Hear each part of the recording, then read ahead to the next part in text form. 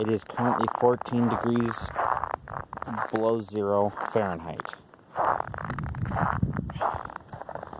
not including the wind chill.